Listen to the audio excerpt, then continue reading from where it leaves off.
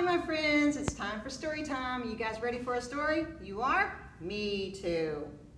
Good morning to you. Good morning to you. We're all in our places with bright, shiny faces. Good morning to you. The wheels on the bus go round and round, round and round, round and round. Wheels on the bus are round and round, all through the town.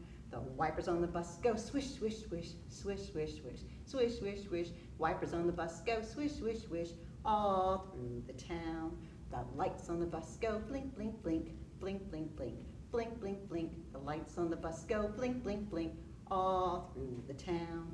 The horn on the bus goes beep, beep, beep, beep, beep, beep, beep, beep, beep. Horn on the bus goes beep, beep, beep, all through the town. The baby on the bus goes wah, wah, wah, wah, wah, wah, wah, wah, wah. Baby on the bus goes wah, wah, wah, all through the town. The parents on the bus go shh, shh, shh, shh, shh, shh, shh, shh. Parents on the bus go shh, shh, shh, all through the town.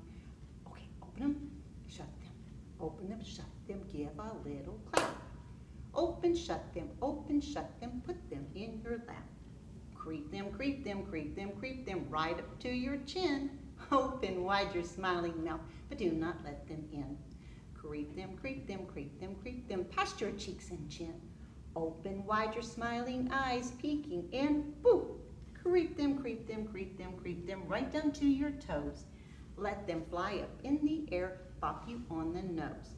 Open, shut them, give a little clap.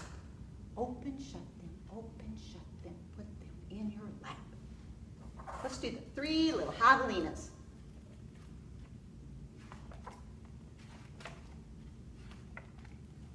Once upon a time, way out in the desert, there were three little javelinaas. Javelinaas are wild, hairy, southwestern cousins of pigs. Their heads were hairy, their backs were hairy, and their bony legs all the way down to their hard little hooves were very hairy. But their snouts were soft and pink.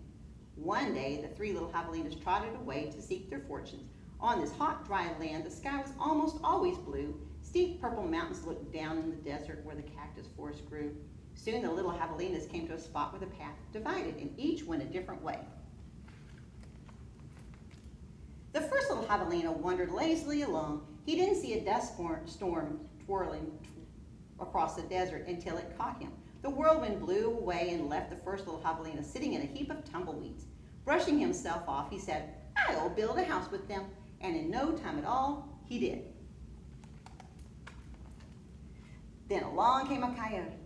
He ran through the desert so quick and so quietly that he was almost invisible. In fact, this was only one of Coyote's many magical tricks. He laughed when he saw the tumbleweed house and smelled javelina inside.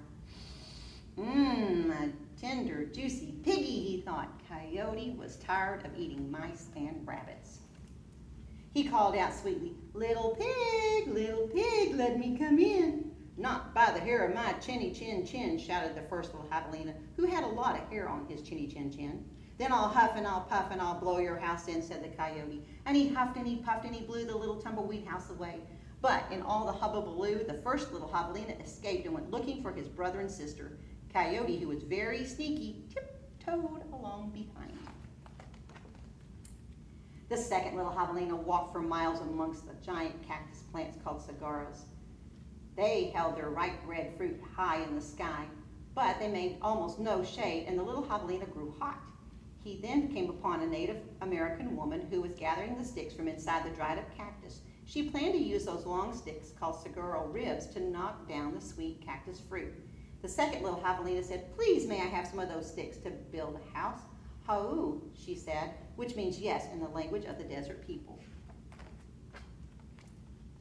When he was finished building the house, he lay down in the shade. Then his brother arrived, panting from the heat, and the second little javelina moved over and made a place for him. Pretty soon, Coyote found the saguaro rib house, and he used his magic to make his voice sound just like the other javelinas. Little pig, let me come in," he called. But the little javelinas were suspicious. The second one cried, "No, not by the hair of my chinny chin chin." "Bah," thought Coyote, "I'm going to eat your hair." Then Coyote smiled, showing all his sharp teeth.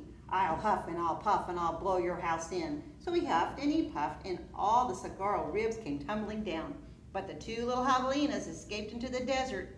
Still not discouraged, Coyote followed. Sometimes his magic did fail, but he usually came up with another trick. The third little javelina trotted through the beautiful palo verde trees with green trunks and yellow flowers.